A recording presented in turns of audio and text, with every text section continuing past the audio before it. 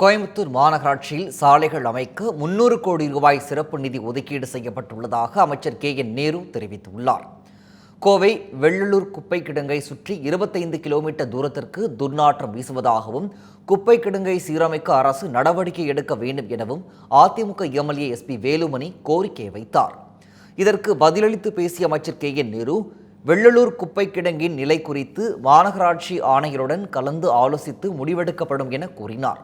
மேலும் கோவையில் சாலைகள் அமைக்க 300 கோடி ரூபாய் சிறப்பு நிதி ஒதுக்கப்பட்டுள்ளதாக கூறிய அமைச்சர், குடிநீர் குழாய்கள் பதிக்கும் பணிகள் நடைபெறுவதால் சாலை அமைக்கும் பணிகளில் சுணக்கம் ஏற்பட்டுள்ளதாக தெரிவித்தார்.